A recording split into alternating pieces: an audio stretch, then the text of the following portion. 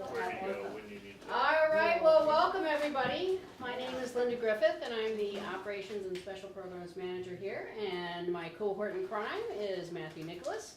He has too many titles to go on, but he's very, very important. Anyway, we are here welcoming you to Third Thursday, and the title today is Head in the Game, Physical Therapist Role in Management of Sports-Related Concussion. And we're very excited. We have a great turnout tonight. We're welcoming a couple non-members. Of course, we'd like you to join if you want to, iptv.org.com, and it's all on there. But anyway, after you have had the chance to see this great presentation, you will need to log in on the website and complete the survey. And as long as you're logged in, your CE will automatically be awarded into your profile. For the two non-members, we'll have to email you your certificates in a couple weeks is about what it takes. So, but make sure you're logged in and complete the survey. And now, Dr. Paul Bissler, physical therapist, EPT, OCS. He is the resource clinician for outpatient physical therapy at Loyola University Medical Center, and he has been there since 2010. He earned his doctorate of physical therapy at Northwestern University Feinberg School of Medicine in 2009 and completed a residency in orthopedic physical therapy at Loyola in 2012. He is a board-certified orthopedic specialist. He has treated patients with concussions since 2011 and is a member of the Loyola Interdisciplinary Concussion Clinic. So let's please welcome Dr. Bissler, and I hope you enjoy our Third Thursday. Thanks, Linda. Thanks to Matthew, and also to Sharon Meyerhoff, who's worked with me to set this up. And thanks to the IPTA. I want to thank everybody in this room for sharing their Third Thursday with us, and also over the World Wide Web. Thanks for joining. What I want to get into today is more on the sports side of concussion. There's plenty of other areas for concussion. I am going to kind of get into some of the pathophysiological processes that happen, because I think it's important to understand about why we manage people with concussion the way that we do. Towards the end of the lecture, if you can hold out, I'll get into more specifics about what we do in our clinic from a physical therapy standpoint. We'll touch a little bit on our team that we have and a little bit on areas for growth. So I have no financial disclosures, but I do have to disclose I am a Loyola Chicago graduate for undergrad. This was a big year for us. Yeah, it was a really good run. Our sports med docs actually work with the team. Sister Jean was there when I was there. I actually have a date with her next week. We're going to a little fundraiser. I get to push her wheelchair, so be jealous. I want to acknowledge our Loyola concussion team. We have a sports medicine physician, Dr. Nate Jones, neuropsych Brenda Swartz, Carly Korsh, Gina Reedy, Heidi Schmidt, Brian Hoban are physical therapists that work with me on the team. We're expanding that team to include some occupational therapists, speech therapists to work on low vision and cognition. A couple of folks, Seth is still with us part-time in the clinic, but he was in my role back when we started treating folks with concussion, and he and I worked together to develop this program with a physician, Dr. Neeraj Gianthi. Some of you may have heard, he's pretty famous around the area. He's down in Atlanta now, but he's the one who told me that we need to start treating these people with concussion, and we need an expert, so go learn it and be an expert. So that's what we tried to do. So what we're going to do today, we're going to define concussion, talk about some mechanisms about how to get a concussion, or how not to get a concussion, describe the primary dysfunction of the neurometabolic cascade. That's where it gets a little wonky. Talk about our role as physical therapists and physical therapist assistants in this. Understand on-field and sideline assessment, what happens there. We're not always in that role, but some of us may be. Describe the process of returning to sport and actually returning to learn. Our role, especially in post-concussion syndrome. Some of the assessment tools that we use in our clinic, and then a specific exertional protocol that's been well researched out of the University of Buffalo. So we got a lot to cover. Let me set my little timer here so I don't run over too bad. leave room for questions. So, okay, common concussion terms. Over the years, there's been a lot of, I think, misconceptions or lack of understanding about what is a concussion. So you hear coaches talk about getting your bell rung, or people saying that they're seeing stars, or they get shaken up, something like that. So these aren't really very helpful. So there's been a series of international conventions that have tried to come to a consensus on what is a concussion, sports-related concussion in particular, and how should we best manage it. So they started them in 2001 in Vienna. They've kind of stuck to Europe. The last one was in Berlin in 2016. We're going to use some of their definitions that they've agreed upon there. But this is a multidisciplinary thing, mostly led by physicians, but we've had some representation from a physical therapy standpoint there.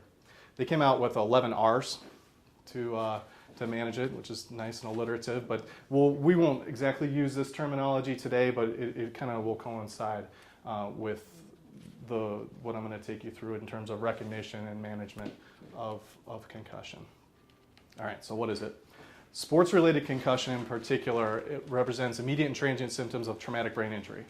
So when we think about traumatic brain injury, especially the folks who are involved more with our patients with neurological problems, traumatic brain injury has long-term consequences. The difference with the mild TBI, which is another term for concussion, is that these may be more reversible. Okay, and this is a little bit area of controversy, but we'll kind of get into exactly what I mean by reversible.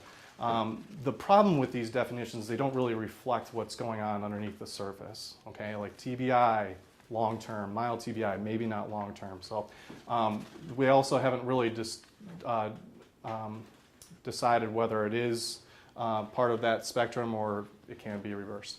Now, the Berlin Consensus, they decided that a sports-related concussion is a traumatic brain injury induced by biomechanical forces. That's what they just decided to settle that there. Some common features that may be a part of that, either direct blow to the head, face, neck, or elsewhere on the body, including the abdomen, and I'll talk about that in just a second, that has an impulsive force to the head. Okay? There's a rapid onset of short-lived impairments of neurological function. They resolve spontaneously. We don't treat these folks. Normally, they'll get better. Okay? Now, you may not see those symptoms directly after the concussion event. It may evolve over minutes, hours, it could worsen. It may result in these neuropathological changes, but the acute clinical signs and symptoms reflect functional disturbance rather than a structural injury. Basically, the takeaway there is that you do an image of it, you're not going to see the concussion sign. Okay, this is more based on clinical exam that you're going to be able to diagnose concussion. You can rule out other sources of symptoms, but not specifically diagnose concussion on imaging, at least now. So there's a graded set of clinical symptoms. In the past, we used to define concussion by loss of consciousness. That's how it was identified. That's no longer the case. It's not needed to diagnose a concussion. They usually resolve sequentially over a period of time, but in some cases, the symptoms may be prolonged. That's really where we have traditionally the biggest role. We may, in the future, have some role in the acute phases, but right now, beyond education, we're working more with folks that have prolonged symptoms. That's a little bit later. So the CDC estimates that there's a wide range between 1.6 and 3.8 million concussions related to sports and recreational activity. That's quite a few. But they think that about 50% may go undiagnosed. That can be quite problematic because if they're not well managed, there can be some consequences that are longer lasting. Not necessarily in terms of brain damage, but in terms of what that means for an athlete trying to return to sport or trying to return to school. Riskiest sports by gender are football and soccer. And then there's some studies, and this is controversial, that females may be 50% more likely to sustain a concussion than male counterparts. And there's just an association there, but I found that kind of interesting. Children make up 65% of these concussions. Maybe that's because they're more active. Maybe it's because they're more susceptible. So this is important to understand how these occur. There's a few different mechanisms, but when we're talking about direct blows to head, we'll talk about linear first. I kind of think of this like passengers in a car, but the brain is the passenger and the skull is the car. There's this slosh effect where the brain moves forward in the skull when the skull is impacted, and it actually impacts the front of the skull. But then there's also, they call that coup, or coup. The rebound effect also occurs, and you get impact to the posterior part of the brain on the posterior skull and the occiput.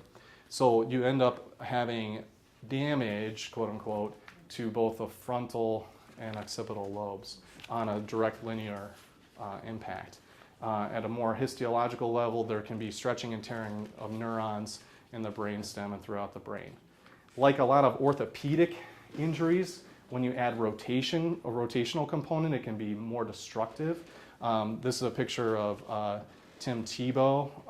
When he was playing at University of Florida, he was kind of well known for having a series of concussions, but you can see this is like a side rotational impact.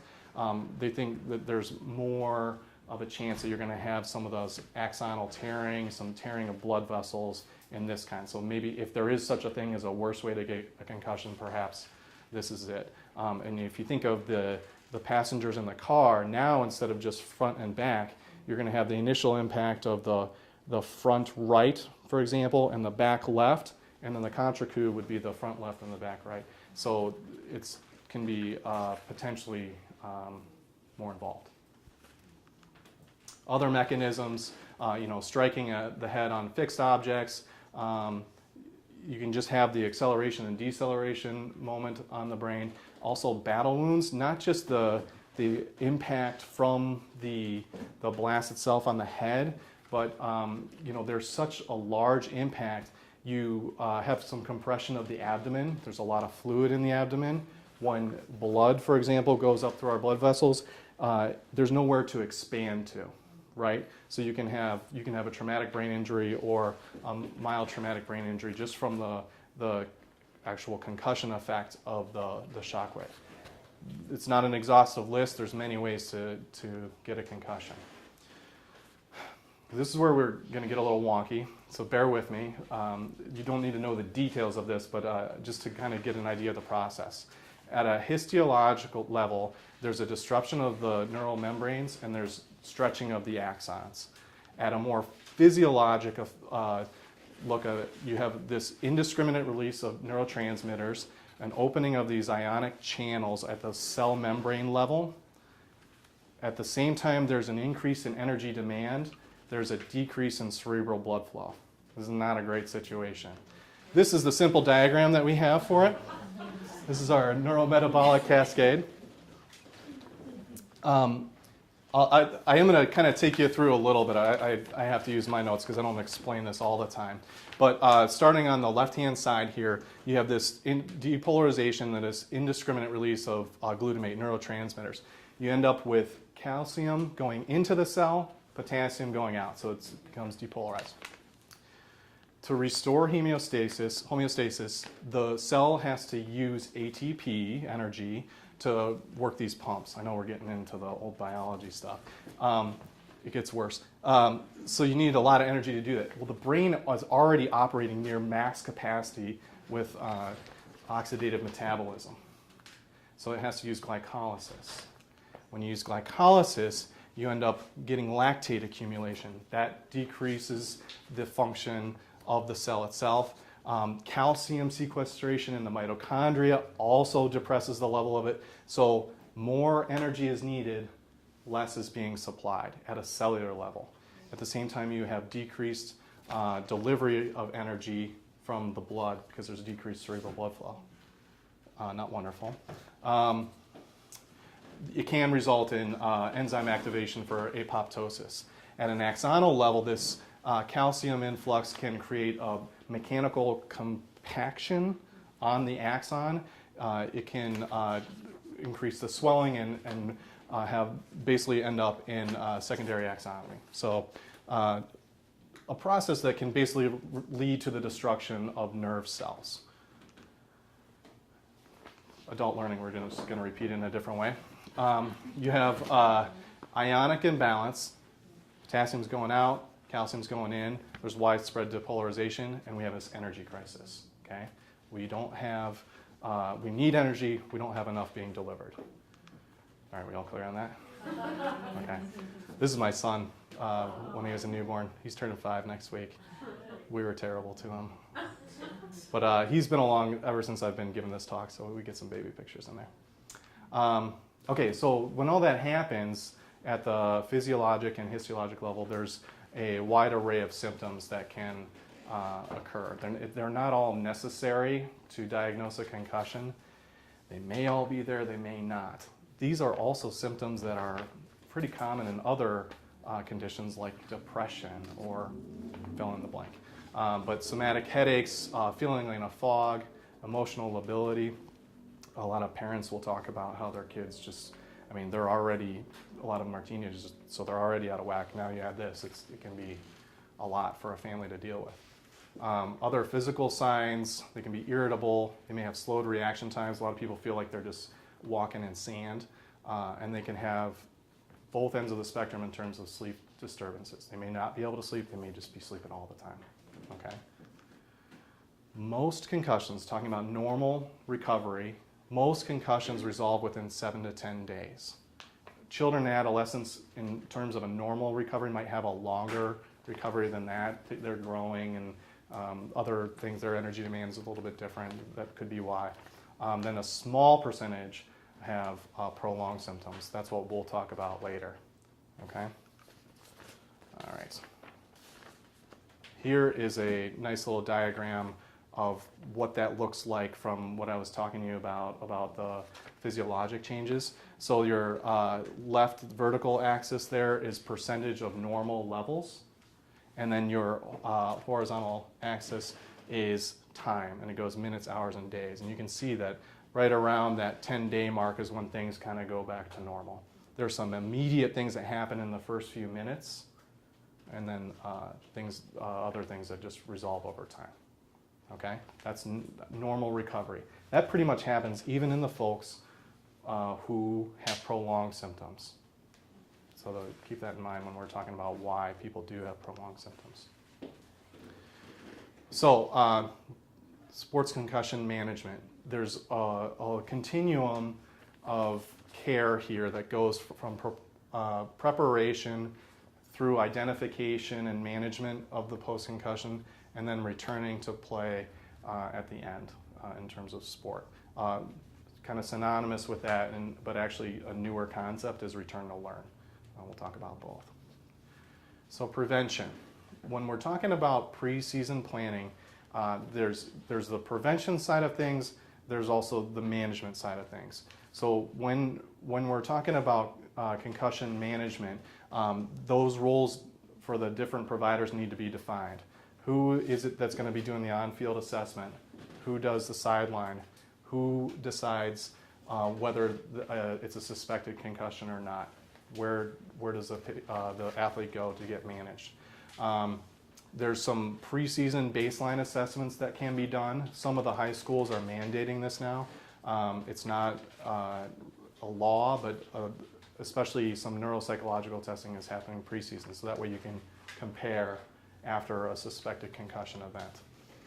So a big part of this is knowledge transfer and education. The media is way ahead of the science on this. People hear a lot of scary things. What we need to do as healthcare professionals is get out in front and make sure that people understand the seriousness, but also understand that this is something that we can manage. Proper fundamentals, I can't emphasize enough. Good sportsmanship. AJ's about to take one there in the face, and run our test or Meta World Peace. Yeah. But also, how are we going to go going forward? One myth that's out there is that protective equipment actually prevents or lowers the risk of concussion. That is not the case. It is important to have proper fit and maintenance of things like helmets. They have these, they actually will call them, I'm not sure what they call them now, but they'll call them concussion headache or concussion bands for soccer players, or they're basically pads. You see this New Zealand All Black rugby player. He has what they call a scrum cap. These are really effective at keeping you from getting your ears rubbed, and it's really effective at maybe not having it hurt as much, but they are not effective at reducing the risk for concussion, and our evidence supports that. Helmets were designed to prevent skull fractures and intracranial hematomas, and they're actually pretty good at doing that. I think it was back in during Teddy Roosevelt's presidency that a lot of people were playing football without helmets and dying. So they almost outlawed the sport, decided to put on helmets, and that's why, because they were dying of problems like true fractures and stuff like that. One concept that's been discussed, it's not really well studied, I'm not sure how exactly to study, is risk compensation. I'll give you a personal example. I played both football and rugby. When you play football and you tackle somebody, you're taught to put your head towards the ball, and usually that's across the ball carrier's body. Well, I learned on my first rugby game that when you do that, you often catch a knee to the face. Without a face mask or a helmet there, that's not a very fun thing. But if you think about, I have all this padding on, I can run as hard as I want to, I can put my head down, I can lead with my head. That's risk compensation versus rugby player me, I don't have anything on, I gotta take care of myself. That's basically what that means. It's a potential consequence. I don't know if you're gonna get much risk compensation here. I do have a daughter, she shows up later. But I was born and raised in Northeast Ohio, so I'm a Browns fan. You're kind of born that way, you don't become a Browns fan. The Cavs are down 0-2 right now. Okay, in terms of prevention though, there has been a little bit of headway here. I actually had the privilege of meeting Greg Meyer from University of Cincinnati Children's, I think not just Cincinnati Children's, and he was part of the development of this this device here. Basically, there's a theory that the lack of protection from this protective equipment, lack of protection in terms of concussion, may be due to the ability to limit that coupe and contra coupe that we talked about, the slosh effect. They did notice though that when they studied where athletes played, the altitude made a difference. Why? The theory is that in the higher altitudes, because there's more oxygen demand, there's more intracranial blood, just a volume of blood in the brain, and maybe this has a protective effect. So what they developed is this Q collar that lightly compresses the jugular vein and increases the intracranial blood volume. It's really quite innovative, I think. It's still in the research and development stage, but basically that increase in blood volume may provide a mechanical cushion. This is Luke, help me out, Luke Kuechly from the Carolina Panthers. He wears one now. He's had quite a few concussions. They've published neuroimaging studies, and they're showing some promise that there may actually be some prophylactic effect. Other ways of prevention, rule changes. In baseball, collisions at the plate have basically been outlawed. Here's my Browns getting smacked up by one of the Steelers, James Harrison. They don't allow helmet-to-helmet contact in the NFL anymore. There's other rule changes. There's mandated independent neurologists on the sidelines of NFL games. Other concussion protocols exist in the professional sports leagues and below. I don't know how well those are adhered to in the playoffs, but we'll leave it there. This is Jonathan Taves in the playoffs a few years back. In terms of game day preparation, those of you who do on-field stuff know about the importance of preparing for multiple different circumstances. One of those should be concussion. All right. So having a game day concussion plan would include the on-field assessment, what that looks like, who does it, sideline examination, and removal from play. Once a concussion is suspected, an athlete must be removed from play, and they may not return to play that day. I cannot emphasize that enough, and in fact, I will emphasize it more.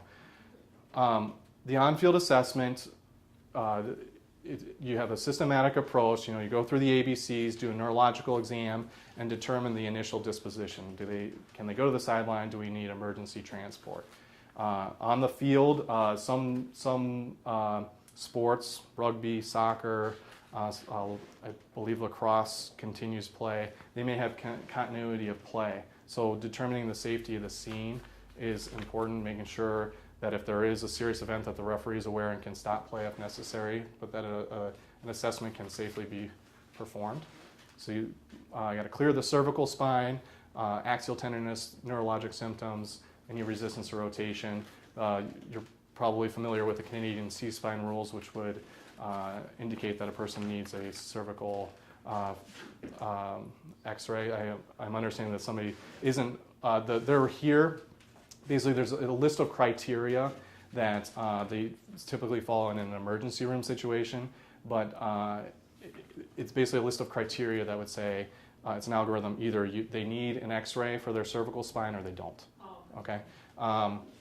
And it kind of goes with this resistance to rotations and some of the things like that. If there's like a mechanism of injury which would indicate a possible cervical fracture. Okay, so can the player be safely moved? In the instance of a concussion, the answer should be yes. So you go to the sideline, take a more detailed physical examination history. A lot of times, and especially at the higher levels, these are witnessed, but they can be unwitnessed as well. You want to assess for symptoms of concussions. There are standardized tools to do this. At this Berlin sports concussion meeting, they came out with the 5th edition of the sports concussion assessment tool, so they call it the SCAT-5. They basically expanded on it to assist. It's really a systematic way. It takes a little bit of time, but you go through a series of steps to either rule in or rule out a suspected concussion. That's meant to be administered by a healthcare professional. So we don't just like have Mr. Jones, the quarterback's dad, doing it. You actually have a professional doing it. They do have pocket versions that are available for the lay population, but in any event with that, the general guideline is if a concussion is suspected enough to do some sort of exam, the athlete's removed from play. When there is a healthcare professional there to make the determination, the athlete may return to play if they pass. There's other assessment tools. The standardized assessment of concussion and Maddox questions, they're actually integrated into that SCAT-5. CANT-2 is an older version. I believe they had a loss of consciousness was one of the criteria. Again, that's not necessary. There's computerized assessment tools, more for neuropsych, but the impact test, a Cogsport headminder, and then a Likert scale. They're available for purchase, or for some of them are just available online. I mentioned that there's no same-day return to play. What can happen if an athlete returns to play and has another concussive event? There may be an exacerbation of symptoms. It may prolong recovery, or it also has been noted to increase the chances of severe outcomes like permanent disability or death. There have not been a lot of cases of this, but it's enough to make it that we don't put athletes back to play. And this is from the Canadian Athletic Therapists. They made this little graph to kind of show a period of vulnerability. And you can see the horizontal axis is days, but there's this increase in energy demand and the decrease in cerebral blood flow and metabolic rate for oxygen that happens after concussion. They think that maybe that puts athletes more at risk for either a second concussion or something far more sinister. So we don't let those folks go back to play. In fact, we watch them afterwards. So we don't leave athletes with a suspected concussion alone. Now, a lot of people say, oh, you got to wake them up every 2 hours. That's not necessarily the case. They're not to be left alone. They're being monitored frequently over the initial period, and if they are still kind of having some significant symptoms, you may continue it for the next day or two. what you're looking for is a progression or worsening of the symptoms that could indicate something more sinister. Think of intracranial hematoma or skull fracture. The hematoma is when they start going down the tubes, right? That should not be managed in a locker room. Things that would necessitate an immediate referral, anything really where things are getting worse, if they're unconscious for a while, or any kind of thing that just doesn't feel right, get them out. Send them to the emergency room, because that's not something to be messed with. It's not to be taken lightly. Things can go badly quite quickly. So yeah, if there's signs of other things, spinal cord injury, anything like that. Eventually they get to the A team, right? They get to the concussion team. So this is our current team at Loyola. We have a sports med physician, neuropsychologist, physical therapist. Like I said, we're integrating occupational therapy, speech therapy. I think the big hole in our program is that we don't have a behavioral health person on board. Those are kind of hard to find that are trained and willing to manage this population, but it is something we do refer out for. It's pretty important. On the medical side of things, when they get into the emergency room in particular, but it can happen even later when they get to our sports med doc, they're going to look for signs of deteriorating neurologic function, so basically this focal neurological deficit. They may do imaging. Again, the imaging does not diagnose concussion, but it rules out a bleed or a fracture. They may do a head CT, or they might do an MRI. Typically, those are negative, okay, in the idea if somebody has a concussion. So a lot of times people are scheduled for that when they come to see me, and I said, well, okay, we're going to look forward for those to be negative, and then we can get to work, okay? Reasons to be admitted to the hospital, again, any intracranial injury, if they have fluctuating neurological, cognitive, or fluctuating symptoms, if they need to be observed for some reason, and then thinking back to some, especially collegiate rugby players, if they're not going to be adequately supervised afterwards. I don't know if you guys are familiar with traditions and that sport in particular, but also others. There's often a social afterwards where people are less cognitively with it to recognize some of the symptoms. So if they have a bunch of buddies who are irresponsible, they might hang out in the hospital for a little while. All right. So what are we going to do in terms of management? In the first 24 to 48 hours, rest is the best medicine. Basically just to help them feel better and then decrease the energy demands on the brain. Now, we used to say that they needed total cognitive rest till a complete resolution of symptoms. So think of like the most boring existence imaginable, especially for a teenager. No schoolwork or reading. Okay, we can do that. No computers, phones. Oh, now we're having a tough time. And then any entertainment. That's not necessarily the case anymore. We probably still back off of that stuff, but gradually introduce it. If you think about what these athletes are used to doing. They're used to going to school all day. They're used to going to practice, having competition, going home, doing their homework. All throughout the day, they're socializing. You lock these kids in their room and turn off the lights, they're going to get depressed. And actually, we have research that suggests that that's exactly what happens. So we don't want to completely shut these kids down, especially the kids. How do we get them back to school? This is from that Berlin consensus. They talked about a graduated return to school. There are more guidelines. Doesn't necessarily need to be followed to the letter of the law, but they really work out well. You're basically looking at each step returning to activities within the house that require some sort of cognitive demand, getting to some school activities, returning part-time to school, and then full-time eventually. One thing I have to say here is it's also, especially if you have a good student, I think, it can be really stressful to be out of school because all they're thinking about is how much work is piling up for them, and that can actually make their symptoms worse. So yeah, you keep them out of school, great, and then you throw them back into school and they have a week of school to make up, or longer. It's a big deal. Parents and teachers are big stakeholders here, and they have a lot of responsibility. They need to be monitoring the signs and responding to it. They need to go along with this graduated return. I'd say in the last 7 years that we've been doing this, schools are much more on board. They're much more aware. You still will have some old school folks that just don't get it or don't believe in it, and they think that the kid is faking. They're not. They don't have a sling on. They don't have a cast.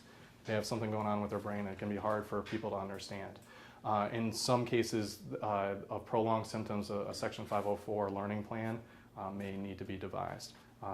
Usually it doesn't get to that, but it can. So that's return to learn. On the return to play side of things, it can take days, weeks, or months to complete. This is not, okay, you've gotten through your 7 to 10 days, you're ready to go back. No, it's really criteria based.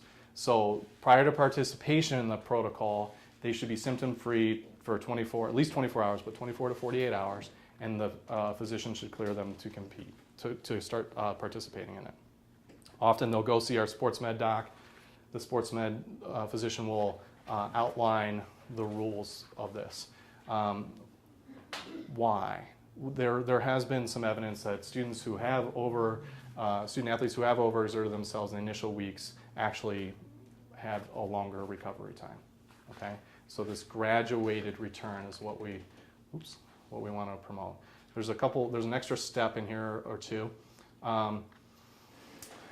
It starts with symptom-limited activity. So doing stuff like, in terms of athletic exposure, walking, push-ups and sit-ups, something that doesn't include a lot of exertion for these athletes. They may get into light aerobic exercise, maybe cycling, maybe an elliptical or something like that. Their basic idea there, we're trying to increase their heart rate, but then not so much that they're really increasing their metabolic demand. Get into sports-specific exercises as long as they do well, non-contact drills, and then they'd be cleared at that point by a physician to return to contact. The physician is really the driver there. They can participate in contact drills, and then they would be cleared for return to sport if they didn't have symptoms. So how do you progress through this? Each stage has to be completed without an exacerbation of symptoms, okay? 24 hours, no symptoms, go to the next stage. Have symptoms, go back to the previous stage. If there are symptoms, you don't just continue doing your workout, you stop.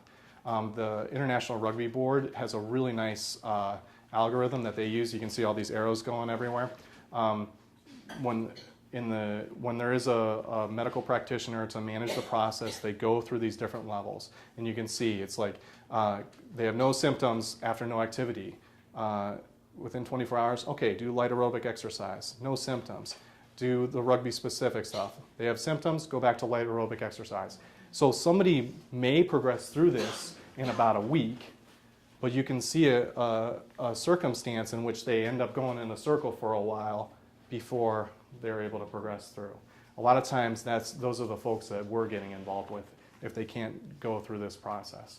From an educational standpoint, we certainly have a role in talking about the process, and we may even have a role in managing it. Right now it's just not a big role. Okay. In terms of other management, pharmacological therapy really has a specific role for people who are having anxiety, sleep disorders, maybe for headaches. Basically, the goal there should be to modify the underlying pathophysiology to shorten the recovery time. But when they're participating in a return to sport protocol, they should not be on medication that masks their symptoms, because it's a symptom limited protocol. So somebody may go through the protocol without symptoms, but it's because they're medicated, not because they're qualifying. This whole time we're kind of talking about normal recovery, right? There are a few modifying factors which may change a little bit of how these things are managed. So, or how easy it is to get a concussion. So there's been some studies that have showed that repeated concussions, when they have several concussions, the progressively as they progress through these, the subsequent concussions require less force to occur. It's kind of a backwards way to say that, but so you have a strong force initially. Sidney Crosby is one of these that he had a really bad initial concussion, and then as he tried to recover, it seemed like nothing, and he was out for weeks at a time to recover. And then also that as they have these progressive number of concussions, the time to recovery can lengthen. It's not necessarily this way, but when I would say that in my experience, when we see kids at their second, third, fourth concussion, usually fourth, they're kind of changing their activities, but when we're seeing them there, they'll talk about the recovery time. So this is something I ask about. Kids seem to be at increased risk. There's other comorbidities that may affect recovery rate or susceptibility to concussion.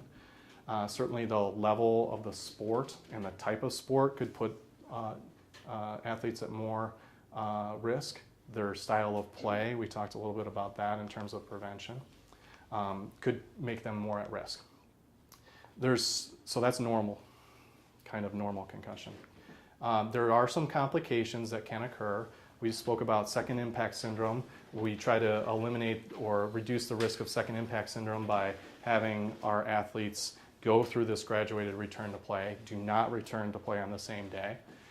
Depression, for some of the factors that we already discussed, they're going to be not participating for a while, or they just, they have symptoms, they're not invincible anymore. There's many reasons why they could have depression. Possible memory loss, post-concussion syndrome, which we'll get into. And then this one is just a super hot topic in the media, especially this notion of chronic traumatic encephalopathy. It's way beyond the scope of this talk to talk about that, so I'm sorry, I know there's probably questions about it. I would just say that this is not by any means decided. We are affiliated with a neurologist who I've listened to him speak a couple times. He denies its existence. There's others that are doing this research, especially out of University of Boston, that are showing some seemingly pretty convincing evidence. As convincing as some of that stuff may be, we're not there yet on deciding, at least if blows to the head or concussions are the cause of it, at the least. So we'll move on. I hopefully didn't step on too many toes with that. Post-concussion syndrome, what is this? Basically, it's symptoms that persist beyond that expected time frame of recovery, right? So we're expecting in 7 to 10 days that these physiological issues resolve. We would expect the symptoms resolve in the same period. So if they've had symptoms for more than a couple weeks, then we're thinking they may fall into this category. For kids, that may vary a little bit, but we kind of still hold to the initial couple weeks. It can occur in 10 to 15% of all reported concussions, but because the symptoms that are associated with post-concussion syndrome mimic other disease processes, think migraines, for example, depression we talked about, it can be difficult to really diagnose it. There's some other factors that may occur. So who's at risk? We think people who've had a history of previous concussions or who have a history of headaches at baseline. Symptoms such as a post-traumatic headache, they may last a little bit longer if they have that fatigue and fogginess. Early amnesia or altered mental status. Also, there's a recent study that came out that suggested that a loss of consciousness would predict it. There's conflicting evidence on gender, and then also we kind of spoke about this before. We used to manage these athletes by having them rest for a long period of time. There's such a thing as excessive rest, which can be detrimental to recovery. Age and level of play may have an effect on the ability to recover. There's a couple of ideas as to why, but this is more speculation. It was previously thought that kids might actually, like in other conditions, how they're more able to recover, that it actually might be helpful, but there's some suggestion that that is not the case. In fact, it goes the opposite way.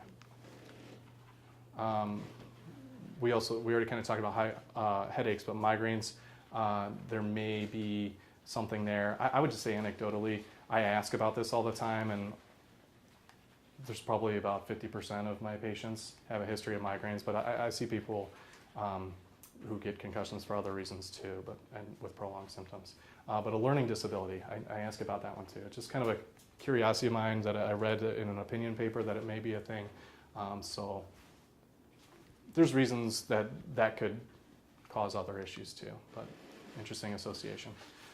Okay, how do we manage post-concussion syndrome? We already talked about how to manage an acute concussion. So we want a detailed multimodal clinical assessment. So we have the not just different disciplines, but even as physical therapists, we're going to look at a few different areas when we do it. There's evidence to support some limited aerobic exercise that is limited by symptoms. We'll use heart rate to govern that, and I'll talk about our process with that. And then when this is from this study that if people do have persistent symptoms, they should be managed by people that know what they're doing, okay? And it should be multidisciplinary. I don't know, it kind of goes without saying. In terms of our neuropsychological assessment, the role of the neuropsych physician is really evaluating the deficits following the injury rather than actually treating them. Maybe they have the capability to, but often not the time to do it. So this could be an area where our speech therapists and occupational therapists really have quite a large role. The recovery of these cognitive deficits usually goes along with the recovery of the other symptoms, but it can precede it or lag behind. Okay, so that's why we have an independent assessment, right? Because they have tools that can really identify the cognitive issues, and it can affect the return to learn. So they can help in aiding the return to play. They do testing of their cognitive abilities, but also some of the issue with strength and motor pattern stuff, some of the stuff that we're usually used to doing, some visual changes, and then they help a lot with prognosis and information for those treatment plans in terms of cognitive rehab. All right, we finally made it. So they finally get to us. All right, and this is kind of illustrates how far down the line it can be that we get some of these folks. They've been through a lot. I'm usually seeing these folks 3 to 6 weeks after injury.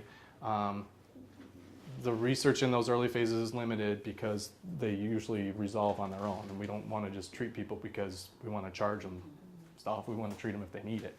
We're actually talking about doing a study to see if we can affect the number of people that end up in the prolonged recovery phase.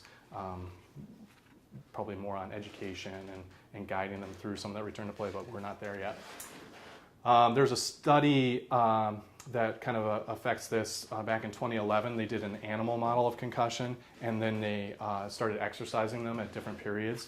And interestingly, the ones that exercised during the acute period had more cognitive problems than they did when they exercised a little bit later. And then even for when they used more force for the injury,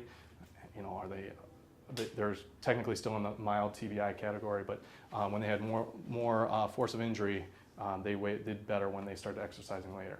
The key there, though, is after a period of rest, these animals got better with exercise. Okay, so there is a role here. What do we want to do? Obviously, I think reduce the symptoms, but there's certain things that go along with having a concussion that we can directly affect. We can improve their tolerance of exertion. We can improve their postural control, balance. Gaze stabilization, for those of you who are treat people with vestibular conditions, you're familiar with this, ocular motor function, and improve activity participation.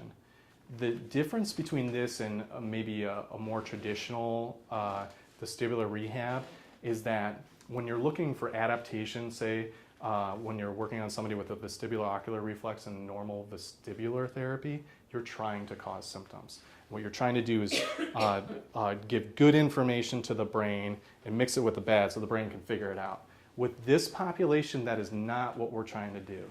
In fact, we can make it worse if we push into those symptoms. So I always kind of tell patients, it's okay to touch the symptoms to find out where you're at, but you don't want to push beyond that. You kind of want to pull back, okay? That's the graduated part of it. Okay. So we use a few different patient-reported outcome scales. The one that we're using now primarily is this Rivermead Post-Concussion Symptoms Questionnaire. In our interdisciplinary meetings, we found this was a good way to kind of talk among the disciplines. And basically, it's a 0 to 4 scale. The patients are rating it, either they don't experience it or it's no more of a problem, essentially meaning that they had it before, but it's not any worse, and then it's mild, moderate, or severe. We were using a graded symptoms checklist, but I think it's less useful. It just gets too exhaustive. And then the dizziness handicap inventory we'll use as well. There's some things about dizziness and some other things that can be useful. But these are kind of standardized assessments that we can use and show how, from a patient-reported standpoint, they're progressing.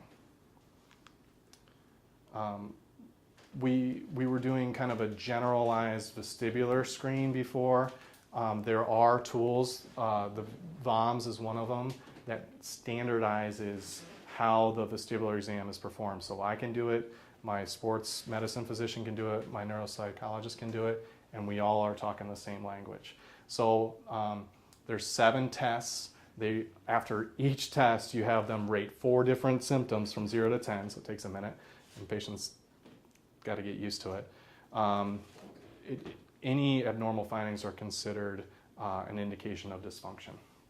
Okay, the patient population is pretty good for what you're thinking of athletes from ages 9 to 40. So this kind of fits into our model of sports concussion. This is what it looks like. We'll just fill out this grid. We have it in our electronic documentation system where they're basically rating all the symptoms. Now, interestingly, all of these, except for near-point convergence, which is basically the closest they can get a small X to their nose before it becomes 2, even if it's blurry. Positive symptoms on all those except convergence may predict prolonged recovery. It's a nice tool where, if our sports medicine physician identifies something, they're going to maybe refer a little bit sooner, okay? And then we can remeasure. This is an illustration of how it's done. What I would just say here is there's pretty strict rules on how far away the objects that they're focusing are from the person, how many degrees to the side that you go. We use a metronome to time some of these things so that it's standard. So you know what you measure on day 1 is going to be measuring the same thing on whatever time you decide to remeasure. Okay, so smooth pursuit, saccadic movements, vestibular ocular reflex, convergence, and then what we call VOR cancellation. In terms of measuring balance, we use the Balance Air scoring system. This is a challenging test. You can try it on your own. But you basically do 3 different postural positions: narrow base of support, single leg balance on the non-dominant side, and then a tandem stance with the non-dominant side in the back. You do it on the floor and you do it on a foam. Eyes closed, 20 seconds. You count the number of errors the person has. There are baseline measures for errors. Normal is 12 plus or minus 7. And so if they're outside of that range, it's something that we're working on. People struggle with this. I don't usually do this until the very end of my evaluation because people really think they have a problem because nobody can do it normally without errors. When you have a concussion, you feel pretty lousy. So I usually try to talk them up and make them feel good before we do this one, or save it. So in terms of vestibular rehabilitation for those ocular motor deficits for balance, several studies support physical therapy for the management of vestibular disorders and traumatic brain injury. There's not a whole lot in terms of mild TBI, in terms of quality studies. There is some suggestion of improvement.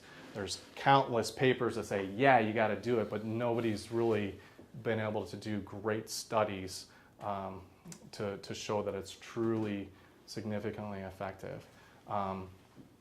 Anecdotally, it does. People get better. You look at the their scores on the VOMS testing. It gets better, but we are doing other things too usually.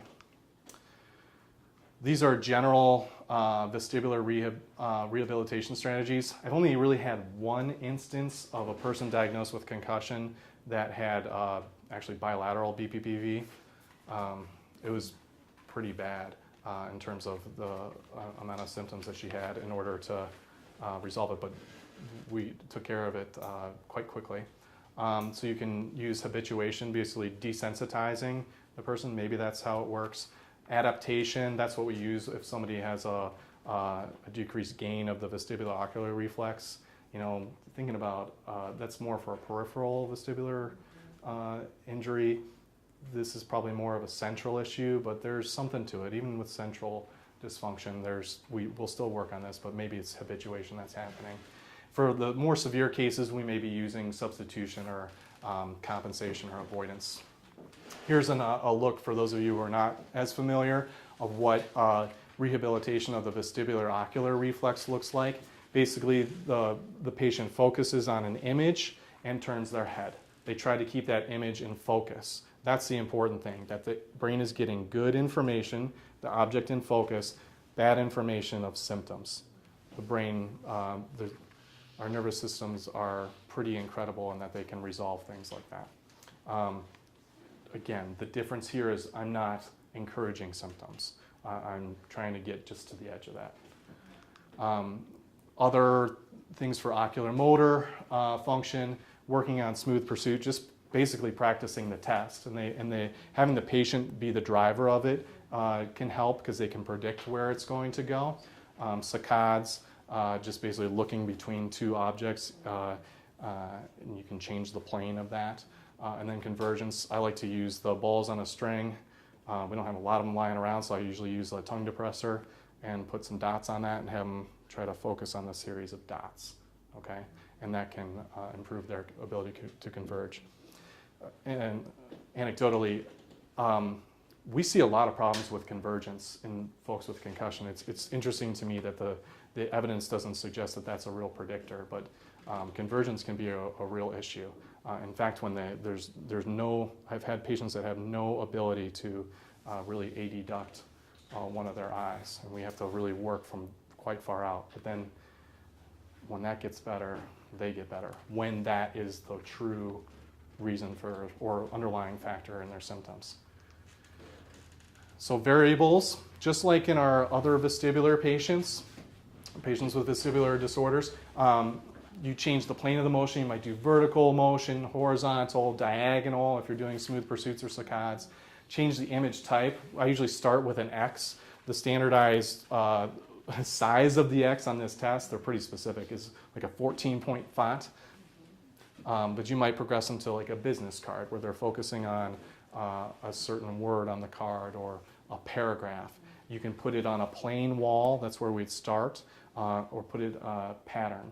Usually if they have like a bandana or a pattern scarf or some sort of painting, they could put it on that, and that would be just more challenge to their visual motor system. Change the distance, speed of the head, and then also their position. And think about our balance progressions that we have, like static to more dynamic motion. So you may eventually have them walking down a hallway in a busy physical therapy clinic, turning their head, something like that if they're continuing to have symptoms in say busier places. For our athletes, we're getting them into sports-specific tasks. I'll talk a little bit about that later when I have a case example of a hockey player. Again, kind of more movement as we do it. Okay, so that's kind of like the vestibular category of problems. So our balance tests and our VOMS testing kind of identify those, okay? The cervical spine can also be implicated. There's studies that suggest that it has been associated with post-concussion headache, that you can't really distinguish between a cervical or vestibular injury and a physiologic injury. We do know, like we talked about the vestibular ocular reflex, there's the vestibular spinal reflex, there's many interactions with the cervical spine and our vestibular system and our nervous system in general. Cervical vertigo, or cervicogenic vertigo, cervicogenic dizziness can mimic the post-concussion syndrome. So we got to take a look. It may actually be that's what they have, not necessarily the quote-unquote brain bruise of the coop contra coop that we talked about at the beginning. So I don't go into much detail here because this is more of an orthopedic type approach, but combination of manual interventions, therapeutic exercises. I mean, that's kind of, if you look at through the orthopedic literature, that's what we do. But, we'll do things like manual cervical traction is like a unbelievable intervention for these folks. It just clears their head if they have a problem like this. Or for those of you familiar with Mulligan techniques, a headache snag, sustained apophyseal neurologic, or I'm sorry, I'm not going to do it right. But anyway, a snag. Basically, it's a sustained pressure to the C2 spinous process, just pushing forward on it. And it has like a diffuse effect. If you try it yourself, you just overlap your middle fingers over the C2 spinous process, bring your elbows in front of you, and just give an anterior pressure on it. I don't know how you feel, but it feels fantastic to me. Like I can feel like kind of a spreading effect. And I just kind of overlap the middle phalange over that. It feels great. For them, it can relieve headache, relieve dizziness, if this is their problem. Okay, so it's a nice little trick. Where we get into more of our role in exertional training, the pioneers in this area have been the folks out of the University of Buffalo. Dr. Letty at the University of Buffalo proposed an alternate theory for post-concussion syndrome. Basically that the brain isn't what's injured. Remember, we looked at those physiologic processes that resolve in 7 to 10 days. That's over. And this is what I tell my patients. Like, you are one of the lucky people that has symptoms beyond 7 to 10 days. There's many different possible reasons for this, but your brain is not the problem anymore. It's these other processes. So what he and his group suggested that the brain's ability to regulate blood flow and pressure is impaired. Basically an impairment in the autonomic nervous system. So he proposed that if you do controlled cardiovascular exercise, not using antidepressants and all this medication, that you could improve the autonomic balance. Basically restore normal function of the autonomic nervous system and improve cerebral blood flow and autoregulation. So maybe there's still this disruption that's happening, but the way to get at it is actually to train the system as opposed to rest and give people medications for antidepressant. So one of his original studies, they had a small group, but it was a really nice study. They did they performed a submax test to the onset of symptoms. We'll talk about what that is, but it's a bulk submax test. They performed it twice before they decided to intervene. So these people had prolonged symptoms. They performed the submax test to get a reading, and then they waited just to see if rest was a factor, and then they did it again, okay? And then they continued after that by intervening with them. They took measurements of blood pressure, heart rate, and their rate of perceived exertion. They really found that heart rate was the most predictive of their symptoms, and it's something that's easy to measure and for a patient to measure on their own, but they controlled it. So they did daily exercise to 80% of their symptomatic heart rate. I'm not good with math on the fly, but if they have symptoms at 150 beats per minute, then you do 80% of that, which I think is like 125. It should be easier for me, sorry.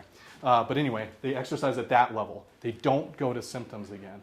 They exercise symptom-free to that 80% of that symptomatic heart rate. Okay?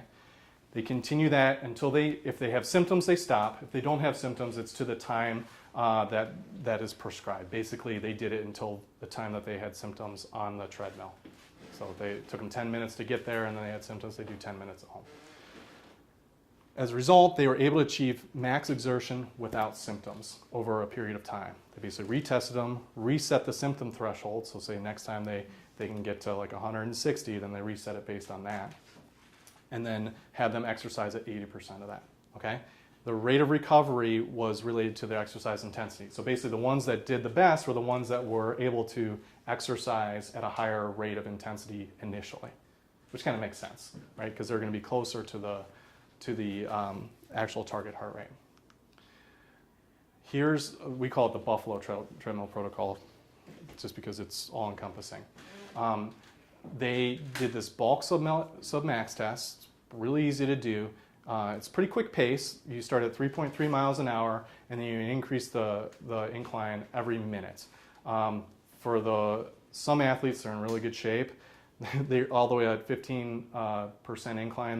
They haven't hit their target heart rate. Usually for an athlete, I'm looking for 90%, because if they're really at peak performance, they may have to touch 90% of their age-predicted max. At that point, we increase the treadmill speed every minute by 0.4 miles an hour. So we stop the test at the initial onset of symptoms or at 90% of their age-predicted heart rate, okay? Sometimes that requires some encouragement. Just last week, I had a young lady who thought her legs were going to fall off because she was in such good shape from a cardiovascular standpoint, but she'd been resting a little while. So her muscles weren't really up for a 20-minute walk run at 15%. This is important. You have to stop when they have the symptom exacerbation. Sometimes they'll say, oh, it's not that bad. I've been lured into, in my early days doing this, to saying, okay, well, we'll try a little harder, and then they're a mess. And there can be a mess for a couple days. And that can affect their ability to recover, because they won't be able to do it if their symptoms are too high. There's some guidelines for that. So basically, we measure the heart rate, we record the time of symptom onset, and we rest until they're subsided. So they don't start exercising again until they get back to their original baseline. We talked about we exercise at 80% of the symptom threshold. Again, that's the heart rate that they had symptoms at, 80% of that. And then we retest weekly. For some people who are more severe, I might not retest them until I'm pretty sure they can elevate a little bit more. So that's the Buffalo treadmill protocol. And I would say for athletes, this works really, really well when they are having trouble getting back to exertion. Those are the ones that are stuck in that mid-range of that return to play protocol. Had some really good results with that. For the general population, and the studies kind of show this, it doesn't work as well. But it's still, as far as that prescription regimen, we probably need to tweak it a little bit, but activity does seem to help. Why is that? I think probably because athletes are a little bit more used to elevating their heart rate, that this autonomic regulation, because they have to have such a wide range of heart rate when they're performing, that may be one of the key factors. It just may not be a factor with the general population who operate right around the same heart rate, except for when they drink a lot of coffee. Another study, this is a different group, was done just looking at exertional training in children. I apologize, this isn't a very high quality study, but it was a case report that kind of just supported a similar concept. They did aerobic exercises. They did 50 to 60% of max capacity, or up to 15 minutes or symptoms. They incorporated some sporting activities. They actually had them sit for 5 minutes and think about playing and doing well. And then I didn't really get into what they did for motivation, but they apparently encouraged them. And so they were able to show improvement and eventual clearance to activity. So just kind of supporting that activity, not rest, is what people need. It just needs to be well managed. So I have 3 cases for you guys. This one is a Division I soccer player. She had a head-to-head contact in the game, She did not have symptoms immediately, so she continued to play. 5 minutes later, during play, she had a headache and she was removed. She had difficulty concentrating for about a week and a half, but then it was improved at West. She's a Division I athlete, so it was really quickly identified. This was one that I got in quicker.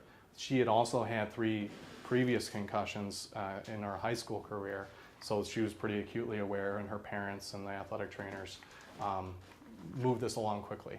So I got her at 3 weeks, which by my standards is pretty fast. She didn't have very intense symptoms at rest. I was still using that graded symptoms checklist, so think about 22 items rated 0 to 6. She only got an 8 on that, so she's pretty low level symptoms at rest. When we did all of our ocular motor testing and balance stuff, she came through normal, but when we got her heart rate elevated, think of a soccer player, she's only getting to just below 80% of maximum. That might be good for somebody from the general population, but for an athlete, that's not good enough. She had symptoms. So we sat her down. She came back to see me a week later. She was doing the treadmill protocol without any symptoms. We retested her. She was able to get to 90% and maintain it for 2 minutes. Those we kind of not so arbitrarily just decided that based on what we think somebody might need to do at peak performance in a competition.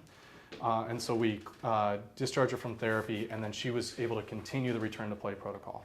So mind you, this doesn't mean necessarily they pass our test, that they go right back to headers and contact. That's for the team physician to work with the athlete and the athletic trainer to decide. She, in fact, did the extra, it was really, I think, a day of practice, and then she was able to compete that next weekend. So she had a really good outcome. So that's when it looks really good. This young man was a high school lacrosse and hockey player, same age. He had a blow to the back of the head in a lacrosse game. He was immediately removed from play, so they did a really good job of doing what they're supposed to do and following their plan. He had headache and difficulty concentrating for a couple weeks, but he had some improvement. He was still having a little bit of trouble in school, though. The symptoms, he was trying to go through that return to play protocol. When he would do the low level of physical activity, so like walking and maybe push-ups and sit-ups here and there, he was getting symptoms. He had also, like our previous patient, 3 previous concussions. He recalled his recovery was the last concussion was 2.5 weeks, which was his longest recovery. Normally they resolved within a week. So I did not see him until 8 weeks after the injury. He still tested well on his ocular motor stuff. When we did the head turns, he had some slight symptoms.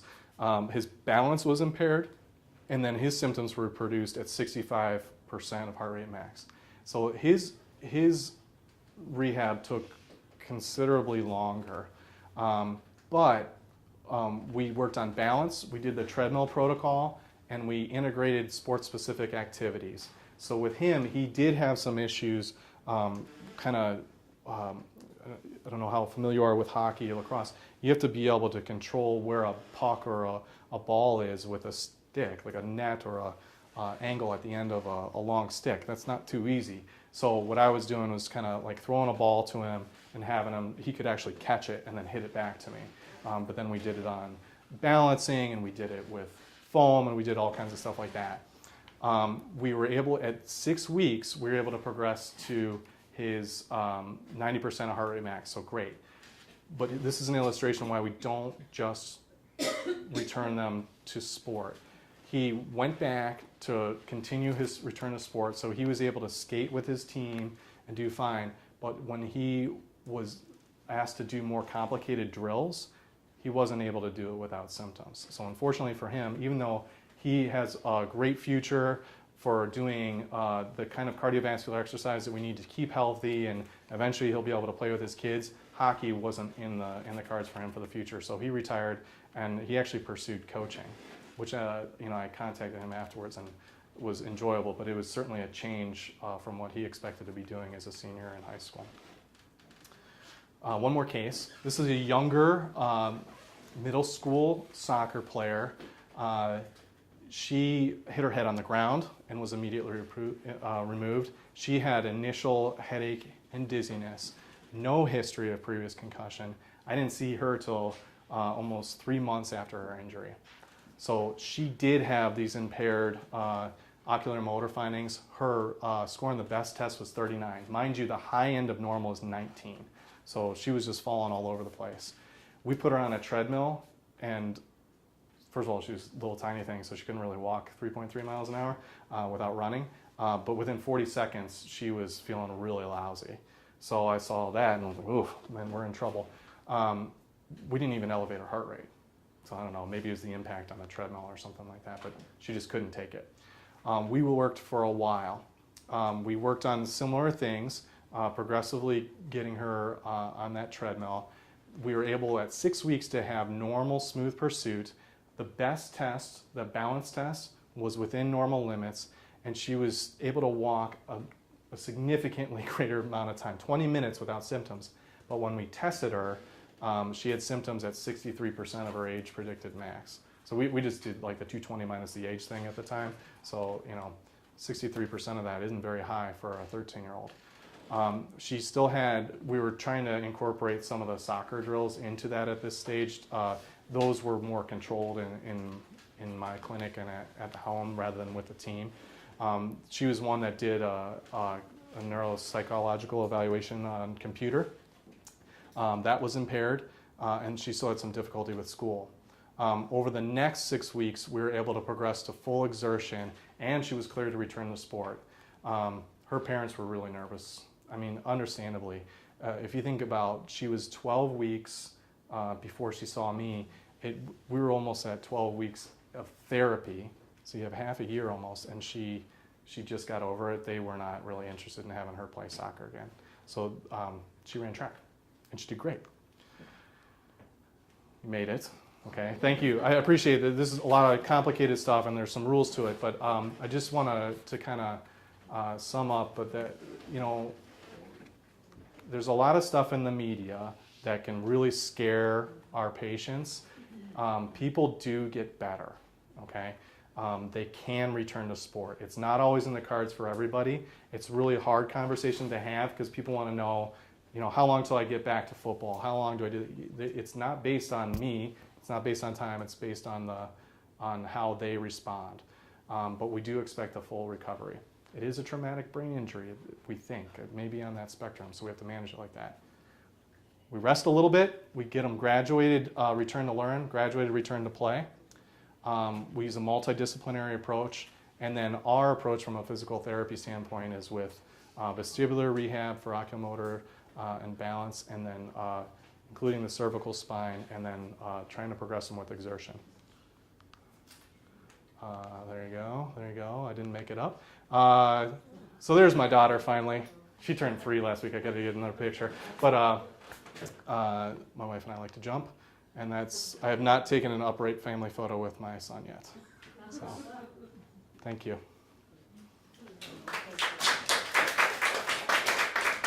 So right now I'll open it up for questions, and I'll repeat it so they can hear online. I know you talked more about although with the sports injury. I'm more with the workman's comp kind of thing, and it's coming up quite a bit area for concussion injuries in workman's comp field. Have you worked with at all any workman's comp cases? Yeah. So the question is about. This talk is more focused on sports, but what about the workman's comp population? So the answer is yes, I have worked with this population. The other part of this that's a little bit, well, not a little bit, it's quite frustrating, is that getting other healthcare professionals on board to work with this population is very challenging.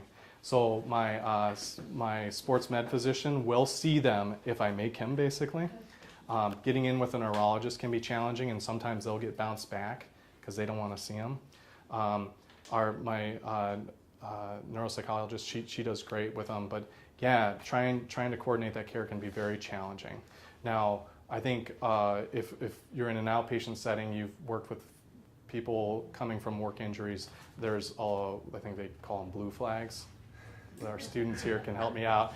The workplace concerns, I would say that they're at least as significant with that population, where there may be other factors that are influencing whether either they feel like there's a conflict with their boss, there's some sort of litigation going on, or in some cases, unfortunately, there's secondary motivation. Okay, so they can be quite challenging. And for those folks, I think I'll encourage them to participate in activity, but the evidence doesn't really support that specific exertional protocol. But working on the other things with ocular motor function and balance and the cervical spine, it can be affected. I can't say I've been 100% successful at like just making everybody better. I don't think there's limits to the powers of physical therapy, right? But people still can do well. I think dispelling some of the rumors is one of the things that I take a considerable amount of time on the initial eval, and I think with this population it's no different. But it's a challenge, right? Well, yeah, so you're talking about like the approval process and all that, and Yeah, just getting them back to work is a challenge. getting back to work. I mean, if there are any tests specifically for adult workman's comp areas that they can be able to do more from objective. And that's the key, right? So the suggestion is that getting people back to work is a challenge and having some objective things to work with. But that's I think where we really rely a little bit on these objective measures. You have numbers. Now a lot of it's based on symptom report, but they're numbers and you can track progress over time and really rely on those as opposed to saying you can't feel what somebody's feeling and you can't measure it with an image. So it's tough. We have a question over here. Is that okay? Yeah. So my question is similar to hers, whereas I work in a subacute facility, so there's a lot of elderly patients, Mm-hmm. and sometimes they fall. Right. And they hit their head, maybe then they send them out for an x-ray, maybe they don't. And so I see them maybe 2 hours later after they fell. Is there some simple test, thinking back now, they're dizzy because they're on, 50 million types of medication, poor balance anyway, limited gait. So is there some simple kind of test where I could say, hey, maybe they should be sent out, maybe they've got a concussion and it's not related to why they're originally here, they did fall on their head? So the question is in the subacute environment where people already have balance impairments and they actually fall, for example, and hit their head. Fall and cut their head, they send them out for an x-ray, they come back, they're fine. Right, and so their x-ray is fine. So the question is, how do you know when to refer for that? I don't have a great answer for you. The research tools are where the money is in sport, professional sport especially. But I can certainly say, and I think anybody would tell you this, that I would have a low threshold for referring in those cases.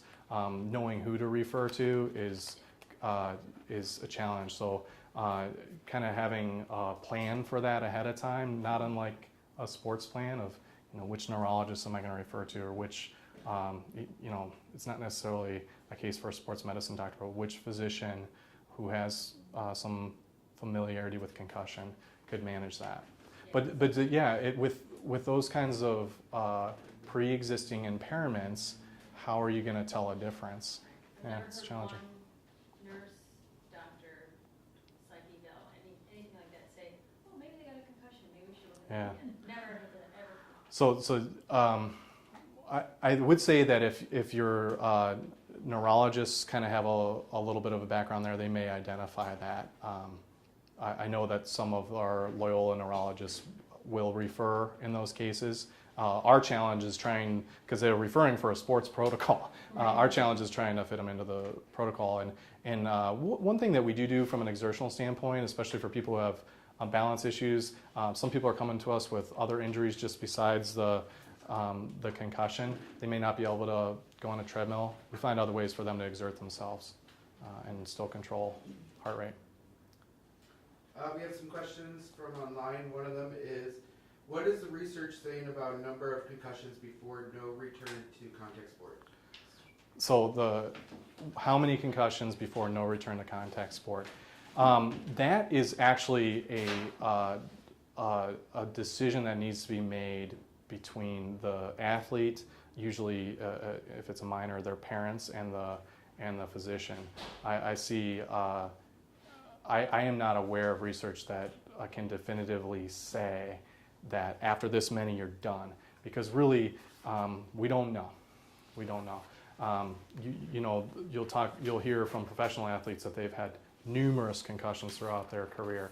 I gave some examples of some retirements after one or a series of them. So there's no real definitive answer, but it's, you kind of take into account. I think about my hockey player. He was getting concussions from progressively less force. His recovery time was increasing. His likelihood of getting another concussion is higher. Does he want to go through this again? Another question is, what is the recommended distance for a practitioner to hold object from patient when performing oculomotor testing? 3 feet. But actually that's not research that I've done. That's from the particular examination that we do, that the vestibular oculomotor screen for concussion. They just standardize it at 3 feet. My personal opinion is if you're not going to use that tool, if you're using a different tool, that you just stay standardized, because you're really looking for comparison over time. But they do 3 feet, technically. What is normal convergence distance? Normal convergence, and this is noted on there, is 6 centimeters or less. And I didn't read the actual study where they tried to find out the norms on that, but that's the guidelines that are on our tests. Be 6 centimeters or less. So most people can do that. There's some people that may have some impaired convergence at baseline. Sometimes there's a challenge. People that have baseline visual deficits, where those tests can be a little bit invalidated. The thing with that, though, I would emphasize that X can be blurry as long as there's just one of them. So if that makes sense. So that as long as they're not seeing double vision, then that's their near point. We have a question here. Do you think, you're talking about the screening process and everything prior to sport, do you think having a heart rate max kind of test or some kind of test like that would be helpful? That way you would have a better baseline for where the patient needs to be and where they are post-concussion? So the question is about preseason testing, that if a heart rate max would be useful. And I think, and you're in school now and you're learning the importance of the entire spectrum that sometimes in practice we forget, the entire spectrum of what physical therapy involves. I would say absolutely. There's 100 different reasons why you'd want to know heart rate max, and including some pretty sophisticated algorithms that they have for training. But then you'd have a hard and fast number that you could go by for max exertion. So you could, if you're looking at 90% of that, you would have a hard and fast number. The chances of actually using that are fairly low, because the percentage of people that get a concussion and have prolonged symptoms is low. But yeah, it would be nice, it'd be useful. There's also some more sophisticated methods for calculating heart rate max. The Convergence method is one of them. It's a guideline. That's what they used on this, on the studies from the University of Buffalo. So how much more value does it add? I don't know, but yeah, sure, it would be more precise. Another question here. The answer is probably it depends, but I'm just wondering. So the preface is the answer is it depends. So thank you. Probably, but, when you're doing through your protocol with the aerobic thing, do you have them in once a week? Do you have them in daily, or do they do this every day on their own? How does that work? So the question is, what is the frequency of exertional training in terms of how frequent do we see them? Okay, so yes, it does depend. I will typically see these patients once a week. I think there is some value to giving the patient some control over themselves getting better. This can be a very powerless moment for them. So part of it's control. Part of it is it's the amount of skill that's required to have somebody on a treadmill is not very high. They can do this on their own and self-manage if they have a heart rate monitor. May I see somebody more frequently? Yeah, But typically, those people I would be seeing probably more for other things, like the cervical spine stuff or the vestibular stuff. The exertional training, for most people, is simple enough that they can do it on their own. Is it daily? Or Daily, yeah, so they can have a day off is what I tell them, take one day off. But as long as they're not having symptoms as they go along, they should be doing it daily. But then I can retest. So we always have an issue with compliance, right? So if they're not doing it, then my ability to see change on a retest is pretty poor. But when they do it, especially these athletes, they get better, and they're the ones that do it because they really want to get better. I think, waiting and seeing is a difficult prognosis for a patient to get. So to have something a tool they can use to get better, I think is part of like the psychological process for improving as well. So, yeah, but I don't see them all that often. All right. Thank you very much, guys. Thanks to everybody on the web, too.